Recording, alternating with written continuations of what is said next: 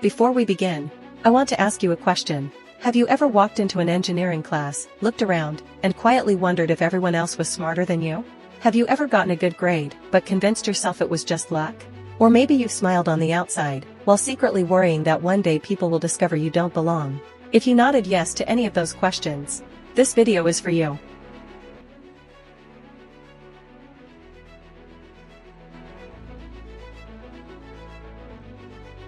Let's start with the basics. What exactly is imposter syndrome? Imposter syndrome is the feeling that you don't deserve your success, that you're not as capable as people think you are, that at any moment someone is going to figure out that you don't really belong here.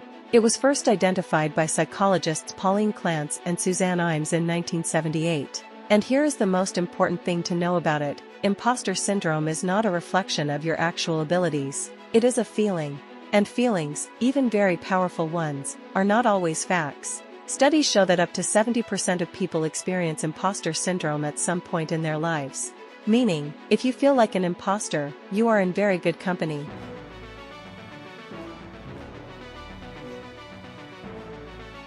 Now let's talk about how imposter syndrome specifically shows up for engineering girls. Because it shows up in very particular ways. You walk into a lecture hall and immediately think everyone else understands more than you. You get a good grade and think it was just luck, not ability. You ask a question in class and immediately worry that everyone thinks you're stupid. You get into engineering school and secretly wonder if there was a mistake.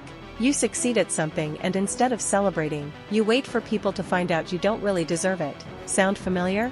I thought so. Here's what I want you to know: none of those thoughts mean you don't belong. They mean you are human. And they mean you care about doing well. Both of those things are actually signs of someone who belongs.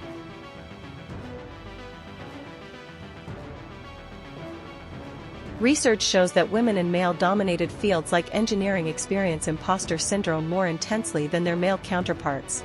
And the reasons are not hard to understand. When you look around a lecture hall and see very few people who look like you, your brain starts sending signals that maybe you don't belong there. When the textbooks and historical examples are mostly about men, your brain wonders where you fit in. When people around you, even unconsciously, treat you differently because of your gender, imposter syndrome gets louder. This is not your fault. This is a systemic problem that engineering is slowly but surely working to fix. But while the world catches up, you need tools to deal with imposter syndrome when it shows up. And that's exactly what we're going to talk about next.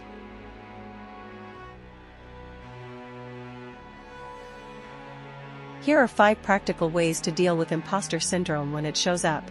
Way 1, name it. The next time you feel like a fraud, say it out loud or write it down. I am feeling imposter syndrome right now. Naming it takes away some of its power. It reminds you that this is a feeling, not a fact. Way 2, keep a wins journal. Every time something goes well, write it down. Got a good grade? Write it down. Understood a difficult concept? Write it down. Helped a classmate? Write it down. On your worst days, read your wins journal. It will remind you of what you are actually capable of. Way 3, talk about it. You will be shocked how many of your classmates feel exactly the same way. Imposter syndrome thrives in silence. When you start talking about it, it loses its power. Way 4, separate feelings from facts. Feeling stupid is not the same as being stupid. Feeling like you don't belong is not the same as not belonging. Always ask yourself, what is the actual evidence here? Way 5, find your people. Surround yourself with people who see your potential, even when you can't see it yourself. A good mentor, study group, or community can be the difference between giving up and pushing through.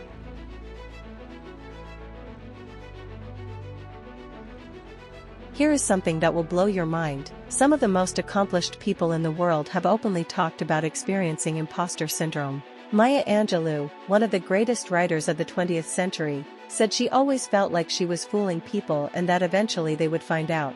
Albert Einstein, arguably the greatest scientist who ever lived, described himself as an involuntary swindler whose work didn't deserve the attention it received. Sheryl Sandberg, the COO of Facebook, has spoken openly about feeling like a fraud despite her incredible success. And closer to home, countless female engineers have shared stories of feeling like they didn't deserve their place at the table. If imposter syndrome can affect Maya Angelou and Albert Einstein, it can affect anyone. And it says absolutely nothing about your actual worth or ability.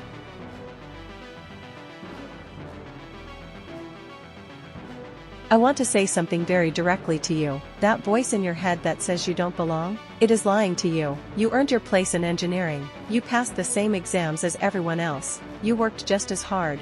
You deserve to be exactly where you are. The fact that you feel like an imposter doesn't mean you are one. It means you have high standards for yourself. It means you care deeply about doing well. It means you are aware of how much you still have to learn, and that awareness is actually one of the most important qualities a good engineer can have. The real imposters in any room are the ones who are completely certain they know everything. The ones asking questions, feeling uncertain, pushing themselves, those are the real engineers. And that is exactly who you are.